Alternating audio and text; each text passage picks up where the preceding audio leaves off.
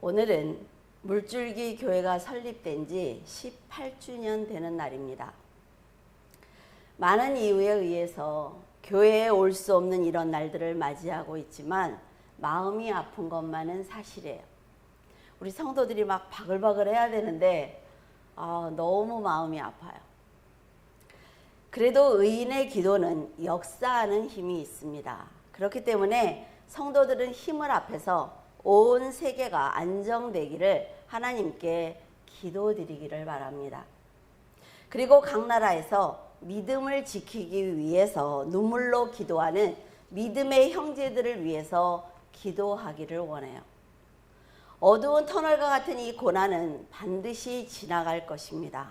그래서 여러분들이 들고 있는 믿음의 등불이 꺼지지 않도록 노력하셔야만 합니다.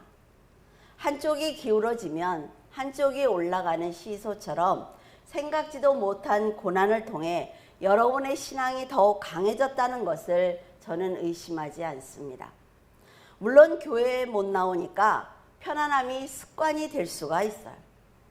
그러나 예배를 온전히 드리지 못하는 나쁜 습관은 영적인 파멸을 초래합니다. 그래서 여러분이 스스로 날마다 자신에게 일깨워줘야 돼요. 예수님께서 사마리아 여인에게 이렇게 말씀을 하셨습니다. 여자여, 내 말을 믿으라. 이 산에서도 말고 예루살렘에서도 말고 너희가 아버지께 예배하는 때가 이르리라. 너희는 알지 못하는 것을 예배하고 우리는 아는 것을 예배하노니 이는 구원이 유대인에게서 남이라. 아버지께 참되게 예배하는 자들은 영과 진리로 예배할 때가 오나니 곧 이때라. 아버지께서는 자기에게 이렇게 예배하는 자들을 찾으시느니라. 하나님은 영이시니 예배하는 자가 영과 진리로 예배할지니라. 유대인들은 예루살렘에서 예배를 드리는 것을 주장을 했고 사마리아 사람들은 그리심산에서 예배를 드리는 것이 정당하다라고 주장을 했습니다. 유대 사람들이 바벨론 포로 생활을 끝내고 예루살렘으로 돌아오고 난 다음에 사마리아 사람들은 많은 인종이 섞여서 사는 그런 사마리아인들이 되었단 말이죠. 그러니까 예루살렘으로 갈 수가 없었어요. 그래서 그리심산에 성전을 짓게 된 것입니다. 그런데 유대인과 사마리아인들은 서로 미워하면서 왕래하지 않았습니다. 이런 상황을 보신 예수님은 사마리아 여인에게 예배 때문에 그리심산과 예루살렘이라는 장소를 두고 싸우지 마라 라고 말씀을 하신 거예요. 하나님을 아버지로 알고 어디서든 영적 예배를 드릴 때가 왔다고 하시면서 아버지께 예배를 드리는 것이 얼마나 큰 의미가 있는지 알려주셨습니다. 이것은 하나님을 아버지로 믿는 신약적 예배를 가르쳐 주시는 것입니다. 성령을 받은 성도가 하나님을 아바 아버지로 인식해야 돼요. 아바 아버지는 뭐예요? 아빠 그러죠. 요새 애들이 아빠라는 말이에요. 아빠라고 인식을 하고 그 아빠가 우리에게 가르쳐 준 대로 살면서 드리는 예배가 바로 영적 예배입니다. 예수님이 이런 말씀을 하신 것은 예배 드리는 장소가 중요하지 않다라고 말씀하시는 것이 아닙니다. 하나님을 아버지로 온전히 알고 예배를 드리는 것이 중요하다는 걸 강조하시는 거예요. 예배 드리는 그 대상을 모른다면 온전한 예배가 아닙니다. 내가 만약에 하나님께 예배를 드리고 있어요. 근데 하나님이 뭘 생각하시는지, 하나님이 뭘 좋아하는지, 하나님이 나에게 원하시는 뜻이 무엇인지 아무것도 모르고 오직 그 아버지가 나에게 주는 돈만 좋아서 아버지를 사랑한다고 합시다. 그러면 그건 온전한 사랑이 아니라는 거죠. 아버지가 주시는 그 물질, 그리고 아버지가 주시는 그 천국은 내가 아버지를 사랑하기 때문에, 내가 아버지의 자녀이기 때문에 부수적으로 따라오는 거예요. 진정으로 예배를 드린다는 것은 예수님이 성육신하셔서 이 세상에 왜 오셨는지 그 뜻과 이루고자 하시는 일이 무엇인지 올바로 알고 하나님의 아들을 세상에 보내신 하나님께 성령과 진리로 예배를 드리는 것입니다. 교회에 이렇게 자주 나올 수 없는 이런 시국에는 우리들의 믿음이 분명히 흔들릴 수 있습니다.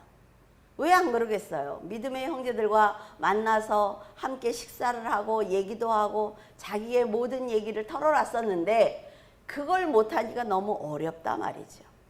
그러나 여러분이 진심으로 예수 그리스도를 영접을 했다면 각자의 처소에서 예배를 드릴지라도 하나님께 온전한 예배를 드릴 수가 있습니다. 지금까지 내가 배운 것, 내가 하나님이 어떤 분이라는 걸 아는 것, 그분을 모시고 골방에 들어가서 하나님과 나와의 깊은 대화를 할 수 있는 기회입니다. 물론 최선을 다해서 예배당에 나와 믿음의 형제들과 함께 예배를 드려야 하지만 이보다 더한 상황을 맞이할 수 있다는 걸 성도들이 알아야 된다 말이죠. 그때 나는 하나님과 나와의 1대1의 그 관계를 어떻게 이어갈 것인지 여러분들이 기도를 하고 예배를 드리고 찬양을 드리면서 그걸 깨달아 가야 되는 거예요. 여러분, 훈련을 받으면 집처럼 기도가 잘 되는 데가 없습니다. 집에서 깊은 기도를 할 수가 있어요. 아유, 오늘 교회 못 갔으니까 그냥 기도 뭐 어떻게 하겠어. 이거는 잘못된 신앙이란 말이에요. 부디 예수 그리스도의 이름으로 여러분 온전한 예배를 드리기를 원합니다. 하나님의 사랑은 변함이 없습니다. 하나님의 큰 장점이 있는데 그것은 사람을 차별하지 않는다는 거예요. 어느 누구에게나 구원의 문이 열려 있단 말이죠. 그래서 예수 그리스도를 영접하는 모든 사람들은 차별 없이 구원을 받을 수가 있습니다. 세상 사람들은 누구나 십자가가 무엇을 의미하는지 모르는 사람은 없습니다.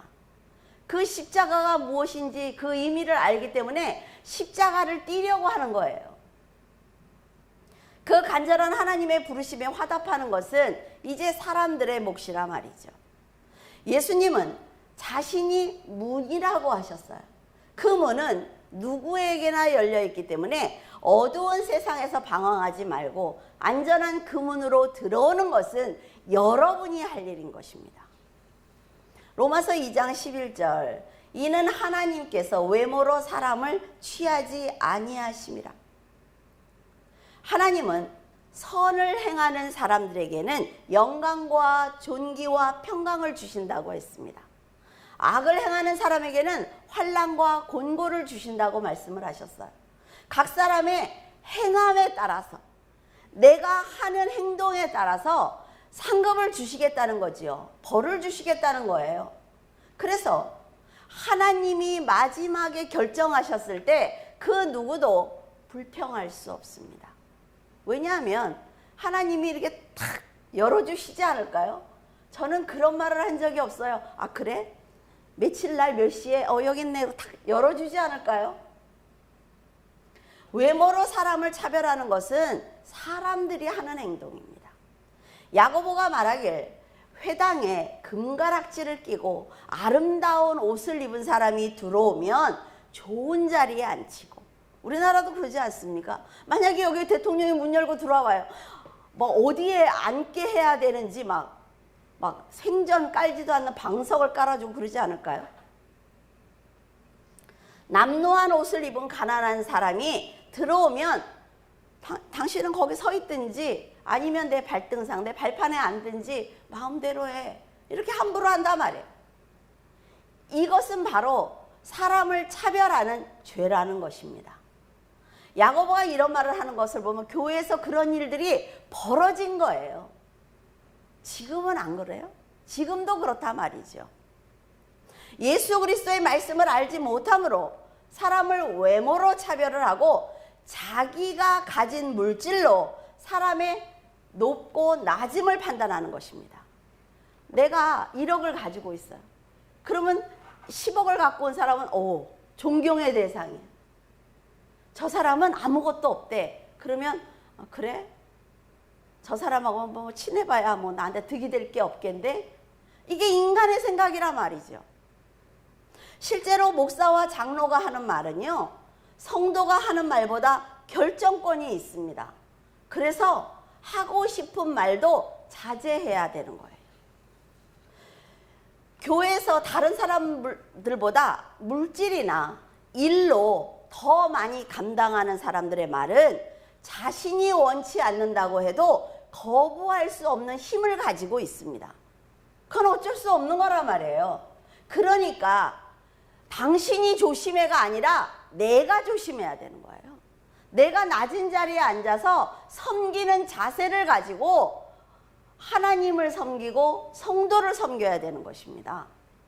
그래서 이렇게 평신도였다가 집사 되고 안수 집사 되고 장로 되고 목사 되고 이면요, 점점 낮은 자리로 가야 되는 거예요.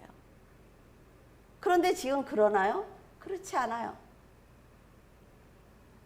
지금 세상이 보여주는 것은 온통 세상은 보여주는 것에 관심을 가지고 있습니다. 그래서 자신이 하는 말과 행동이 하나님의 영광을 가리고 있다는 것을 알지 못합니다. 나는 내가 할 말을 했어 라고 얘기하지만 과연 그 말이 내 입 밖에서 나왔을 때 몇 명의 사람에게 상처를 주었는지, 내 입에서 나온 그 말이 몇 명의 사람을 세워주었는지 생각하고 말해야 된다는 거죠. 그런데요, 예수님이 관심을 갖는 것은 온통 영혼뿐입니다. 여러분들이 아무리 금으로 몸을 불러도 하나님은 관심 없어요. 하나님이 그게 무슨 관심이 있겠어요. 먼저 말씀드렸잖아요. 하나님 나라는 금덩어리로 블럭을 깔았다고. 그런데 하나님이 뭐 이 금목걸이 하나 한 것 같고 막 그러시겠어요? 관심 없어요. 영혼이 잘 되기 위해서 우리는 우리의 육신의 도움이 필요합니다.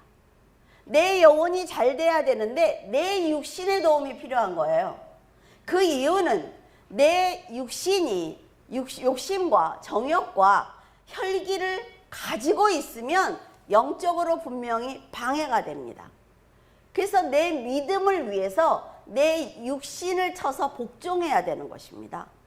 육이 게으르고 인내하지 못하면요, 아무리 영적으로 살고 싶어도 살 수가 없어요. 내 몸이 일어나지 않는데 어떻게 기도를 해요? 내 이 몸이 혈기가 나서 지금 막 정신이 나가는데 어떻게 선한 말을 하겠어요? 영적인 길을 아무리 잘 가고 있던 사람도 내 육을 다스리지 못하면 그 영적인 길에서 탈선합니다. 그래서 영적으로 승리하기 위해서는 이 육적인 인내가 너무나 필요하다 말이죠. 어떤 상황을 만났을 때 하나님의 사랑으로 인내하지 못하고 억지로 버틴다는 것은 혈기나 분노를 이길 수 없기 때문에 실패할 수밖에 없습니다. 지금 자신이 왜 버텨야 되는지 그 목적을 알아야 된단 말이에요. 내가 지금 고난을 당했을 때 내가 믿음으로 버텨야 되잖아요. 이 안에 화가 없는 사람이 어디 있어요? 그렇죠? 아니 싸울 줄 모르는 사람이 어디 있어요? 그러나 내가 왜 버텨줘야만 하는지 그 목적을 알고 있단 말이에요. 내가 지금 이 순간 버텨줘야 저 사람이 지금 나에게 아무렇게나 막말을 하지만 저 사람이 언젠가는 하나님 앞에 서는 날이 있을 거야. 멀리 보는 것입니다. 그래야 믿음으로 내 감정을 조절할 수 있는 성숙한 사람이 되는 것입니다. 아, 저 말을 듣는데 정말 화가 날 것 같아. 어떻게 하지? 내가 이 말을 저 사람에게 했을 때 저 사람이 과연 하나님 안에서 어떤 행동을 취할 것인지 그걸 두려워해야 되는 거예요. 그러면 어떻게 돼요? 하나님이 들으세요 이렇게 되죠. 저는 그렇게 합니다. 성도들하고 얘기를 하다가 정말 못 견딜 때가 있어요. 너무 화가 나서. 그럴 때는 하나님이 들으세요. 그러면 훨씬 하나님이 원하는 자리에 서 있을 수 있습니다. 그래서 가장 중요한 것은 하나님께서 보내신 예수 그리스도를 잘 아는 거예요. 그냥 아는 게 아니라 잘 아는 거예요. 예수님도 내 구원을 위해서 예수님 자신을 버리면서 인내하셨단 말이에요. 그런데 내가 지금 이런 행동을 해서 하나님의 일을 방해한다면 그 죄를 어떻게 하겠습니까? 그래서 여러분, 행동으로 옮기기 전에 한 번만 더 생각해 보시기를 바래요. 버틴다는 생각을 하니까 우리 교회를 설립했을 때 생각이 났어요. 정말 신파처럼 구구절절히 썼다가 한 10번 읽으니까 다 지워지더라고요. 그때 제가 충만해서 교회를 설립한 것은 절대로 아닙니다. 왜냐하면 하나님 안에서 하나님 일을 하는데 너무 부족하단 말이죠. 아니, 집에서 살림만 하던 사람이 어떻게 사람 앞에서 말씀을 전하겠어요? 너무 두렵죠. 근데 두렵기는 18년 전이나 지금이나 똑같아요. 여기 서는 게 너무 두려워요. 어려움이 참 많았습니다. 그럴 때 충만한 믿음이 아니라 버티는 겁니다. 48살에 교회를 설립을 했어요. 여러분, 그 나이면 다 접어야 되는 나이에 정말 완전히 새로운 인생을 사는 것입니다. 지금 생각해보면 그래도 그때만큼 순수했던 그 시절이 없었던 것 같아요. 저는 지금도 하나님께 기도드릴 때 늘 그 기도를 합니다. 하나님, 제가 한 것은 성경을 읽은 것밖에 없어요. 그런데 제가 목사가 됐다는 것이 너무 죄송한 거예요. 그래서 하나님 앞에 정말 날마다 그 기도를 드려요. 어떻게 이런 일이 일어날 수가 있을까요? 하나님이 아니면 절대로 있을 수 없는 일입니다 라는 고백을 드려요. 성경을 그 당시에 100번이 훨씬 넘게 읽었죠. 그런데 제가 사람을 가르칠 정도로 이론이 정립되어 있지 않았단 말이죠. 성경을 많이 읽으니까 저는 알아요. 누가 물어보면 가르쳐 줄 수는 있는데 그걸 설교로 만들어서 사람들에게 선포한다는 건 한 번도 생각해 본 적이 없어요. 근데 또 그 당시에 물질도 없었어요. 교회세 내기도 너무 힘들었어요. 정말 제가 가진 물질이라도 많으면 너무 그래도 재밌게 쉽게 할 수가 있었는데 참 고생들 많이 하셨어요. 처음에 같이 설립하신 분들이. 지금도 왜 제가 목회를 하고 있는지 아직도 모릅니다. 솔직히 얘기하면. 그렇게 원하지 않았던 목회를 지금 제가 하고 있어요. 집사직분을 가졌을 때 저는 6교회를 옮겨 다녔습니다. 왜냐하면 가는 교회마다 신학교를 보내줄 테니까 신학을 하라 그러셔요. 그래서 우리 교회에서 전도사를 해라. 그런데 저는 꿈에도 생각해 본 적이 없어요. 제가요? 근데 계속 이제 하라고 하시니까 교회를 나가야지요. 그런 제가 교회를 설립했다는 건 참 기적과 같은 일이고 하나님만이 하실 수 있는 일입니다. 교회를 딱 설립해 놓으니까 또 어때요? 타교에 타깃이 됐어. 그래서 그분들이 막 종탑이 없어서, 종탑이요 그때 당시에 150만 원이었어요. 근데 150만 원을 어떻게 내요? 그때 교회세가 얼마였나요, 장로님 우리? 종탑을 어떻게 세워? 그런데 종탑이 없어서 이단이라고 공격을 하기 시작을 하는 거예요. 그리고 여자 목사이기 때문에 이단이라고 정말 힘들었어요. 그래서 하나님한테 그때 기도를 그렇게 했죠. 내가 안 한다고 하지 않았냐고. 그래서 성경을 요새는 이제 이 자리에서 읽으니까 엘리사도 했고 모세도 했고 아우 진짜. 근데 그 말을 저도 했어요. 정말 순간순간 목회를 그만두고 싶은 마음이 정말 컸습니다.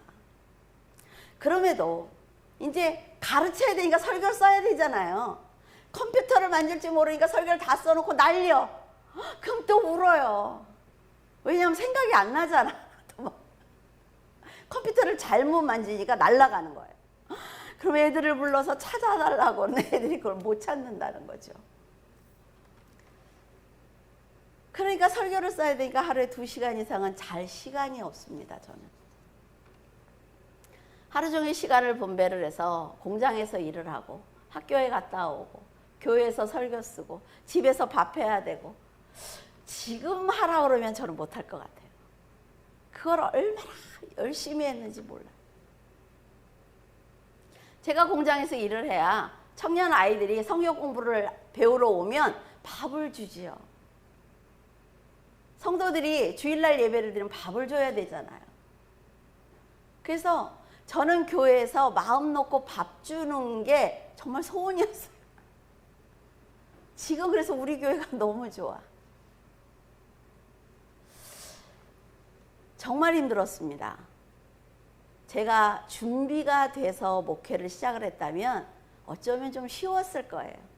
근데 말씀도 깨달아야 되죠. 설교도 써야 되죠. 처음에 설교를 했는데 10분을 했나? 15분을 했더니 조금만 더 길게 해주면 안 되냐고 그래가지고 또 머리를 싸매고 또. 그런데 설교를 쓰면 쓸수록 옆에 하나님이 앉아서 가르쳐주는 느낌을 받았습니다. 정말 이렇게 번뜩번뜩 오 그래 맞아 오 맞아 이것과 연결하면 되지 오 이게 막 실타래처럼 풀어지는데 얼마나 좋았나 몰라요. 정말 교회에서 밤에 혼자 참 춤을 여러 번 췄어요. 너무 좋아서. 그런데 이제 졸립잖아요. 근데 저는 믹스커피를 원래 안 먹어요. 근데 너무 힘들고 그게 제일 싸니까 하루에 한 10잔 이상을 먹는 거예요. 밥 먹을 시간도 없어요. 그러니까 어떻게 되는 줄 아세요? 지금 몸매가 된 거죠. 그때 찐 거예요. 한 15kg가 쪘어요. 정말. 근데 그때는 찌는지도 몰랐어. 너무 바빠가지고. 근데 여러분들이 보다시피 상급이에요, 상급. 이 접히는 배도 상급이고 상급이에요, 상급. 지금도 저는 이런 생각을 합니다. 하나님이 외모로 사람을 취하지 않았기 때문에 저 같은 사람이 목사가 된 거예요. 전 굉장히 여린 사람입니다. 그렇게 보이죠? 정말 여려요. 그래서 너무 죄송한 건 뭐냐면 저희 교회 남자 장년분들하고 제가 악수를 안 해요. 왜냐하면 저는 이렇게 손을 잡을 자신이 없어요. 남자분들. 그렇게 살아온 사람인데 제가 감히 정말 우리 교회 이렇게 보세요. 다 전문가들이에요. 정말 놀라워요. 정말 이분들이 어떻게 여기 앉아서 내 말을 듣지? 이러니까 더 떨리는 거예요. 지금도 말씀을 쉽게 풀어내지 못할까 봐 굉장히 두렵습니다. 그때도 마찬가지였죠. 뭐가 제일 무서웠냐면 이분들이 제 얘기를 듣고 영적으로 성장할 텐데 이분들을 하나님 앞으로 인도하지 못할까 봐. 제가 전하는 말이 진리가 아닐까 봐 너무 두려웠던 거예요. 그래서 설교를 한 편을 쓰려면 한 3일 정도는 다른 목사님들의 설교를 듣는 거죠. 내가 쓴 게 맞나? 맞나? 이러니까 시간이 너무 없는 거예요. 그러니까 어느 날 기도하는데 하나님이 듣지 마라. 네 머릿속에 있는 걸 풀어내. 그러니까 훨씬 시간이 많아졌어요. 여러분, 근데요. 여러분들이 기다려주신 덕분에, 하나님이 끝까지 인내하신 덕분에 얼마나 속이 터졌을까요? 덕분에 저는 지금 로마서 강해를 하고 있습니다. 전 로마서 강해를 가장 두려워하는 사람이에요. 그래서 18년 동안 로마서 강해를 하지 않았어요. 여러분들이 처음에 와서 저에게 배운 로마서는 그게 로마서인지 솔직히 잘 모르겠지만 그걸 갖고 여러분들이 변화를 받았다니까 좀 더 미안해. 여러분에게 말씀을 전할 정도로 이론과 신앙이 잘 성장을 했습니다. 하나님과 성도들이 기다려 주었기 때문에 성장한 것처럼 이제는 성도들도 모두 말씀으로 서 있기 때문에 하나님께 사랑받는 물줄기 교회가 되었습니다. 여러분, 대형교회가 어떤 교회가 대형교회입니까?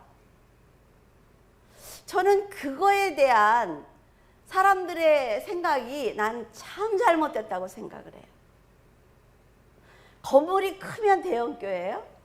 사람들이 많이 모이면 대형교회입니까? 아니요. 두세 사람이 모인 곳이 교회라고 했어요.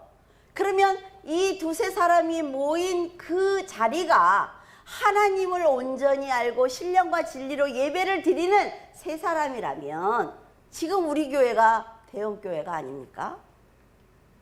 그런 확신 없어요? 저는 있습니다. 그래서 성도들에게 돈을 빼앗아서 교회를 질 생각이 전혀 없어요. 저는 여러분들을, 물줄기 교회를 대형교회로 만들어 놓고 정말 조용히 빠지는 게 제 소원입니다.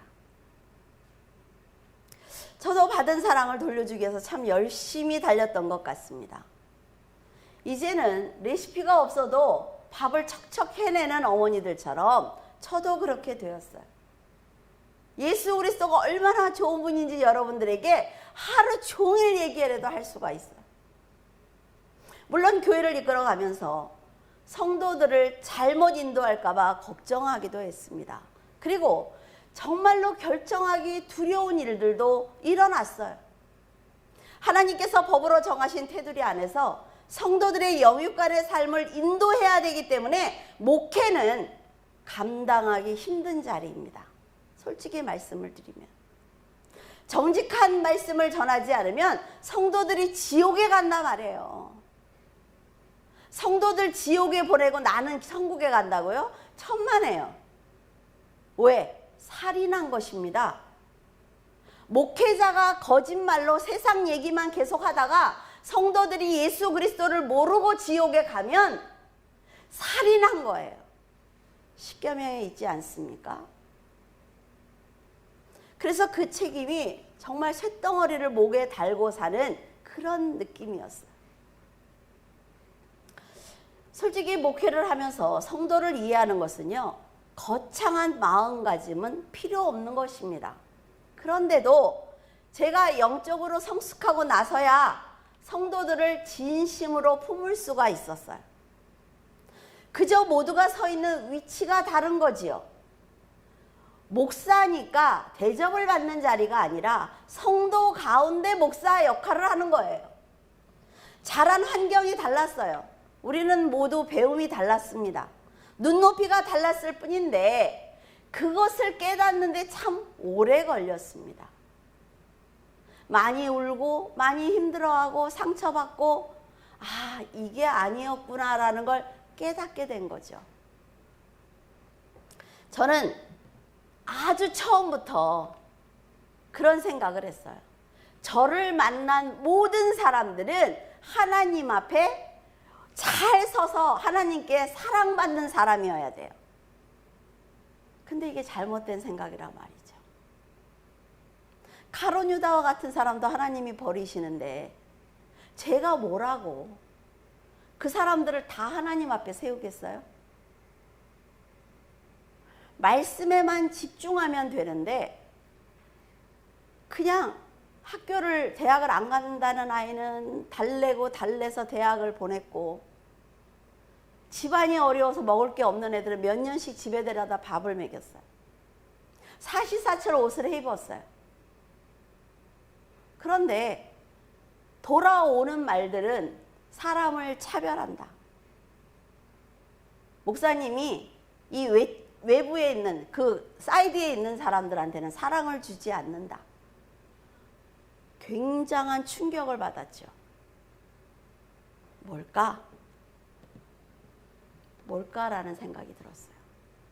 이게 바로 인간적인 열심이라는 걸 알았습니다. 난 내 자식들 안 먹였어요. 청년들 먹였죠. 우리 아이들이 오죽하니 그래요? 나도 잡채밥 한 번만 먹어보자. 성경 공부를 가르치고 글을 세워야 되기 때문에 청년들이 오면 그냥 다 그동안에 모아놨던 돈 다 푸는 거지요. 그래도 한 번도 그게 아깝고 잘못했다는 생각을 해본 적이 없어요. 왜냐하면 그 사람한테 하나님의 말씀이 들어가니까. 그게 너무 좋았어요. 근데 그런 인간적인 열심은 여러분 실패합니다. 실패해요. 그 받는 상처는 치유가 되지 않죠. 이렇게 쌓이는 거예요. 18년 동안. 하나님 앞에 울고 기도해서 치유됐다고 생각을 했는데 다 쌓여 있었어요.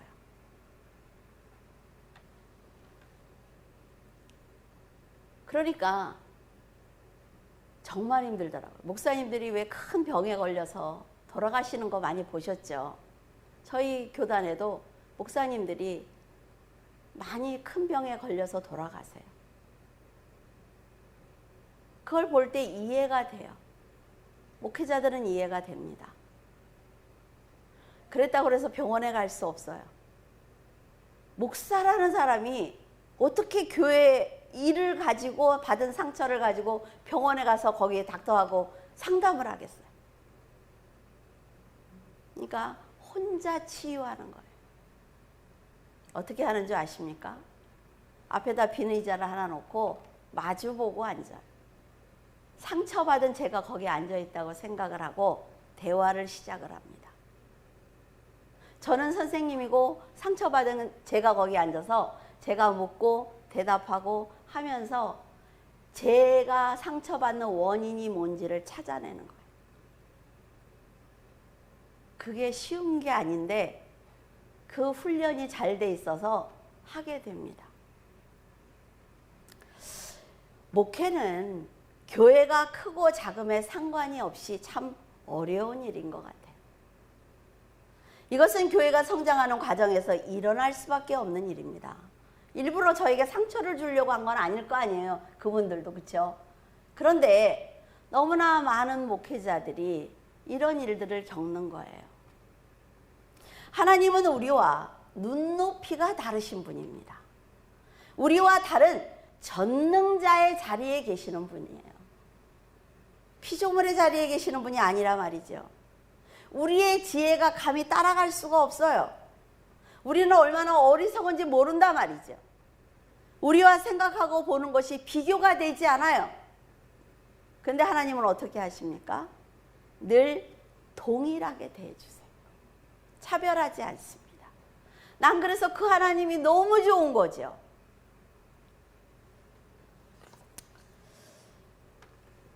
우리가 이 사랑을 잊지 않고 하나님이 주시는 위로에 감사해야만 합니다. 큰일 났네.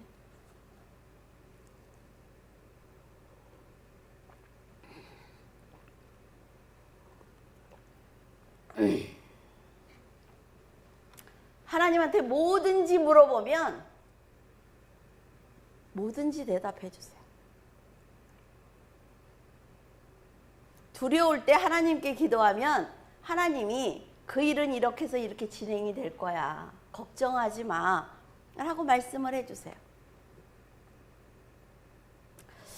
저도 이런 사랑을 주면 그런 사랑을 제가 받을 줄 알았어요.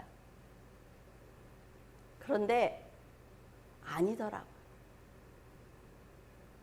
근데 지금 설교를 듣는 분들은 그런 사랑을 주시는 분들이 들어요. 꼭 하필이면.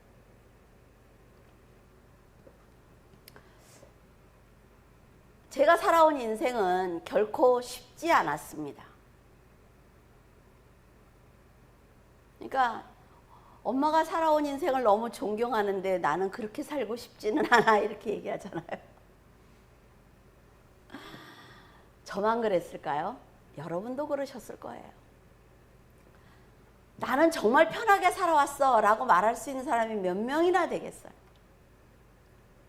만일 하나님께서 사람을 외모로 취하는 분이었다면 우리는 더 부끄러운 자리에 앉았을 것입니다. 제가 감사한 게 그거죠. 하나님이 나를 부르지 않았다면,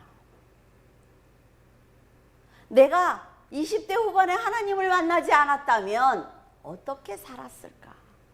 생각만 해도 두려워요. 사람을 이해하고 품어주는 건 결코 쉬운 일이 아닙니다, 여러분. 상대를 품어주기 위해서는 내 마음에 그만큼의 자리를 만들어야 돼요. 그러면 사람들을 다, 성도들을 품어야 되면 제 욕심을 가질 수 있는 자리가 없단 말이에요. 자리가. 예수님도 우리를 품기 위해서 자기의 생명을 버렸어요. 자리를 내줘야 하니까. 하나님 옆에서 찬양과 경배를 드리는 그 멋진 사람들을 하나님 앞으로 인도해야 되니까 자리를 내어주셔야 되는 것 아닙니까? 그래서 자기의 생명을 주신 거예요. 우리도 마찬가지죠. 자녀를 사랑하기 위해서는 부모가 그 한 자리를 마련해 놔야 되는 거예요. 목회도 마찬가지입니다. 우리는 어쩌면 10년 뒤에 지금 내가 조금 더 베풀 걸 하는 후회를 할 수도 있습니다.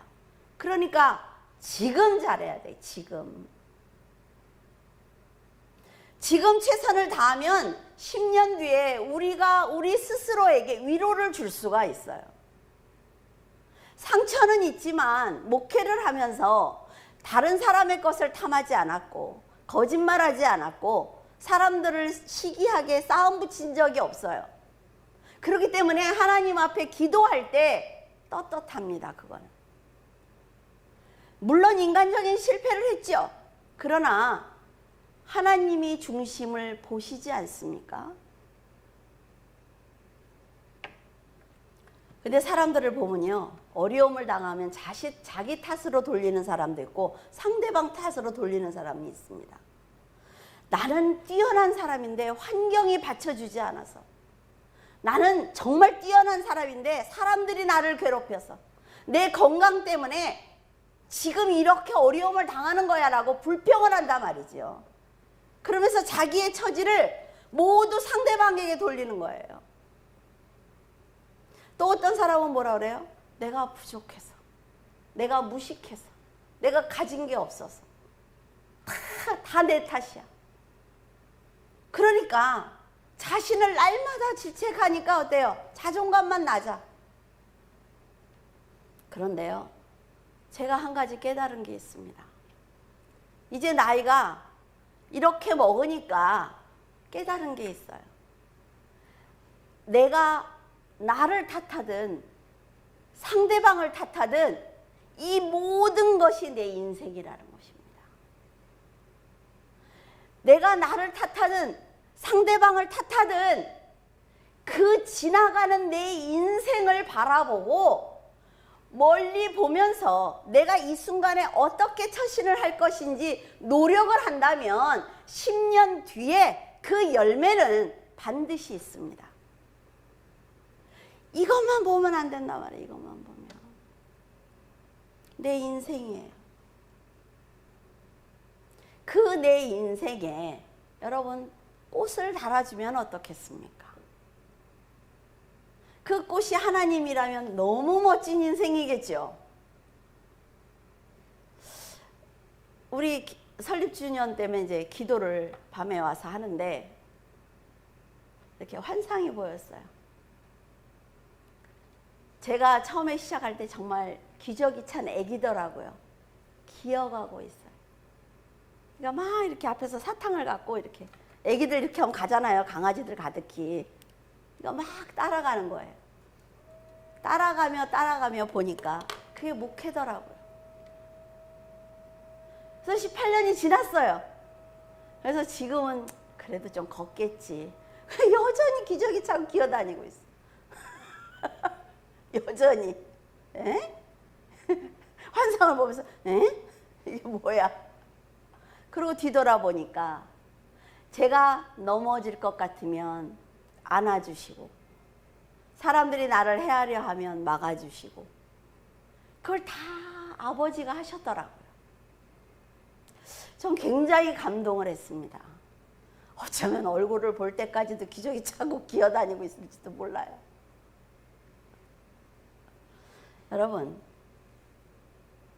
여러분이 꽃을 달아주는 그 꽃이 사랑하는 사람이면 함께 피어서 만발할 거니까 그 인생이 얼마나 아름답겠습니까? 얼마나 멋질까요? 여러분의 인생에 꽃을 꽂아주는 건 여러분이 하셔야 됩니다. 남이 해주지 않는다 말이죠. 그런데 하나님의 꽃을 달든 믿음의 사람의 꽃을 달든 여러분 후회하지 않을 것입니다. 저는 하나님을 만난 걸 한 번도 후회해 본 적이 없어요. 너무 좋으니까. 하나님께서도 외모로 사람을 취하지 않는데 내가 내 자신을 외모로 나를 판단하면 너무 불행한 것 아닙니까? 다른 사람들이 나를 판단하고 함부로 대해도 내가 나를 사랑하면 그건 상처가 되지 않아요. 하나님은 세상에서 가난한 자를 택하사 믿음으로 부유하게 하셨습니다. 가난한 자니까 또 다 돈 없고 뭐 빈 통장 흔들고 이러지 말고 내 안에 욕심이 없는 자, 하나님 때문에 항상 행복한 자, 이런 사람들을 불러서 믿음으로 부유하게 하시는 것입니다. 하나님을 사랑하는 사람들에게 약속하신 하나님의 나라를 상속해 주겠다라고 약속을 하셨어요. 뭐가 걱정이에요, 그러니. 이 세상에서 저 사람보다 돈이 좀 없고 저 사람보다 내가 좀 큰 아파트를 안 가져도 위에 있잖아요. 그죠? 그렇다고 또 오늘부터 또 가만히 앉아서 아무것도 안 하고 또 그러지 말고 열심히 살아야 돼, 열심히. 하나님과 사람이 판단하는 기준이 이렇게 다릅니다. 하나님도 나를 차별하지 않는데 내가 나를 차별하면 되겠느냐는 거지요. 하나님도 나를 차별하지 않는데 내가 다른 사람의 시선으로 나를 차별한다면 그것처럼 어리석은 사람이 없는 것입니다. 하나님은 모든 사람이 구원을 받을 수 있도록 정해놓으셨습니다. 물론 예수 그리스도를 믿으면 구원을 받지만 사람에 따라서 딱딱한 것을 먹을 수 있는 사람도 있고 연약한 것을 먹어야 되는 사람도 분명히 있어요. 사람들은 달리기 시합을 할 때 정한 기준에 맞춰서 그 선을 정해놓지요. 그리고 그 선을 제일 먼저 통과하는 사람을 우승자라고 하고 월계관을 씌워줍니다. 하지만 달려가면서 2등은 어떨까요? 얼마나 1등이 하고 싶을까요? 앞서가는 사람이 있다면 그의 등을 보고 자기는 얼마나 스스로 불행할까요? 2등을 하고 있는데도 빨리 뛰지 못하는 자신이 부끄럽다는 생각을 할 것입니다. 그래서 하나님께 받은 다른 축복의 열매를 보지 못하는 거예요. 2등 했잖아요. 굉장한 것 아닙니까? 이 시합이 끝나고 나면 가족에게 가잖아요. 나를 반기고 나를 사랑하는 가족들에게 가지요. 내가 여기서 뛸 수 있도록 하나님이 건강을 주셨잖아요. 그 모든 걸 봐야 된단 말이죠. 그런데 사람들은 그러지 않는단 말이죠. 그런데 멋지신 하나님은 너무 공정하신 분이에요. 사람들이 만든 결승점은 참다운 결승점이 아니라는 것을 알아야 합니다. 우리 그림을 좀 볼까요? 이 설교를 주니까 백현경 집사님이 그려서 이렇게 보냈어요. 참 은사예요. 그것도 전 그렇게 생각을 합니다. 하나님은 모든 성도들이 결승점을 통과할 수 있도록, 그래서 다 우승자가 될 수 있도록 각 사람에게 맞는 출발선을 정해 주셨습니다. 그래서 교회만 잘 주일만 나와도 정말 사랑을 받는 사람이 있어요. 나도 좀 그랬으면 좋겠어. 이렇게 10m, 50m, 100m 출발선이 다릅니다. 여기만 잘 주어진 것만 잘해도 하나님이 박수 쳐준다 말이죠. 잘했어. 이게 바로 차별하지 않는 하나님의 사랑입니다. 나는 뭐 기저귀 차고 기어다니니까 난 괜찮아. 나는 교회만 가면 돼. 이래요? 아니요. 성장하지요. 성장하면 점점 뒤로 가는 거예요. 그래서 뒤처진 사람이 없나 보는 거지요. 왜? 얼마든지 따라잡을 수 있으니까. 하나님은 사람의 생각과 다릅니다. 하나님의 깊으신 사랑과 배려는 모든 성도들이 결승점을 통과하도록 하셨기 때문에 이것이 진정한 구원의 축복인 것입니다. 다른 사람이 100m를 달린다고 그 욕심껏 그 사람 옆에 가서 서지 말라 말이에요. 욕심을 내면 안 돼요. 왜냐하면 달려가다가 지칩니다. 저 사람은 꾸준히 가는데 막 처음에 성경을 제가 하루에 40장씩 읽었다니까 어때요 여러분? 막 처음에는 막 신나서 읽었죠. 요새 몇 장을 읽으세요? 내가 할 수 있는 만큼 정해서 꾸준히 읽는 것이 중요합니다. 지치니까 내가 믿음이 없어 보이지요 또. 그러니까 어떻게 해야 돼? 딴 사람을 욕을 해야지요. 내가 괜찮으려면. 이런 죄를 짓게 되는 거예요. 할 수 있는 만큼만 하시라고. 이런 사랑을 받고도 인생이 늘 불행하다고 생각을 한다면 하나님이 세워주신 출발선에 서지 않은 것입니다. 그래서 여러분에게 맞는 출발선에 일단 서세요. 그래서 말씀을 읽는 것이 그 말씀이 내 안에 쌓이고 기도가 쌓이면 하나님이 잘했어. 여기 들어온 거 구원 이거는 확정. 그런데 나가서 조금 더 많은 사람을 도와줄래? 이러시는 거예요. 이 세상이 바다잖아요. 그렇죠? 바다예요. 우리는 어때요? 바다 위에 있어요. 어떻게 있어요? 날개 있어요? 아니요. 노아가 방주를 탄 것처럼 우리는 예수 그리스도라는 배에 타고 있어요. 근데 우리가 아직 살아있기 때문에 이 배가 세상과 위와 이렇게 잠겨 있잖아요. 배가 잠겨서 가잖아요. 근데 우리가 물속에 있어요? 헤엄치고 밑을 보나요? 아니요. 우리는 배 안에 있어요. 그래서 세상이 돌아가는 걸 내려다볼 수가 있어요. 근데 여러분의 배가 얼마나 하냐는 거죠. 나로 빼면 많이 못 태워요. 내가 군함이 돼야 되는 거예요. 설립주일에 우리의 인생을 잠시 돌아본 것은 정말 평안하지 않은 이 세상을 보면서 너무 힘들어하지 않았으면 좋겠다는 생각이 들어서입니다. 여러분, 지금 여러분 마음속에 무엇이 가득합니까? 한번 꺼내보세요. 자, 부끄러워하지 말고 이렇게 꺼내보세요. 이렇게 해봐. 이렇게 손으로. 장로님들이 말을 안 듣네. 이렇게. 옳지. 뭐가 있어요?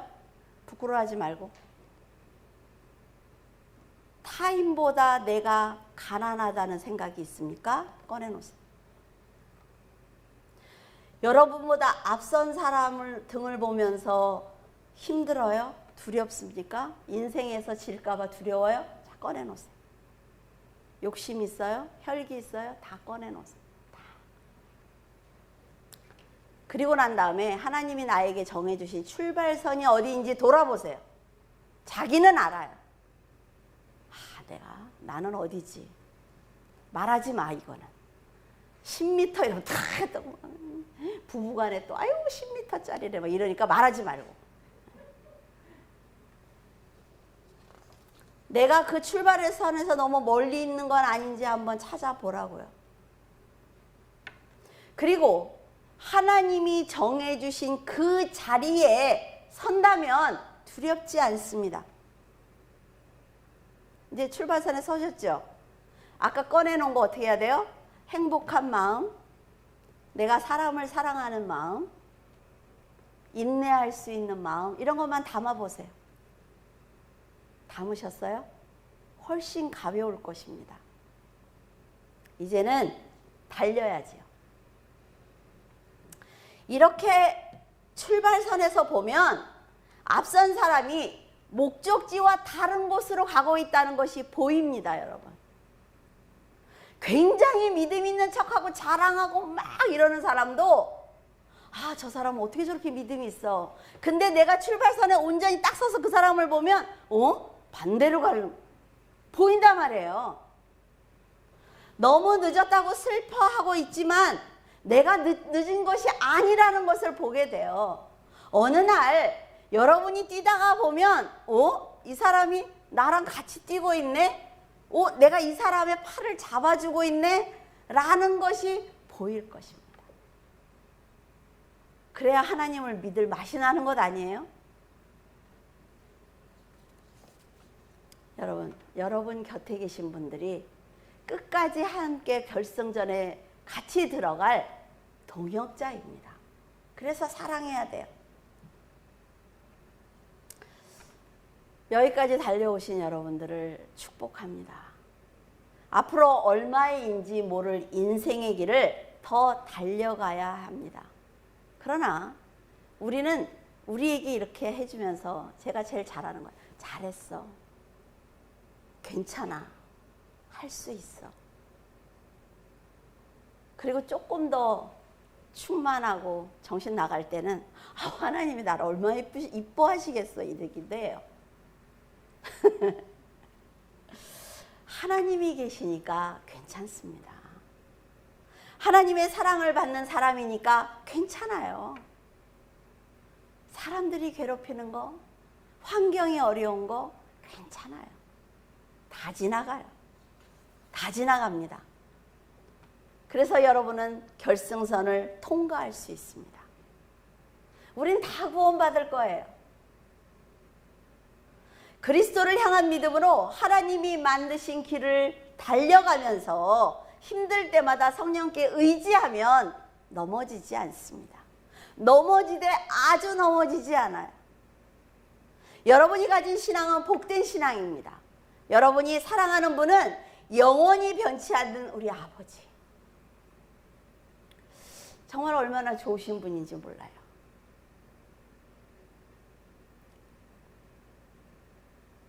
사람을 외모로 취하지 않는 하나님입니다. 저는 막 이렇게 외국에 가서 유학한 것도 아니고 막 좋은 학벌이 있는 것도 아니고 그러니까 정말 성도들한테 너무 미안해.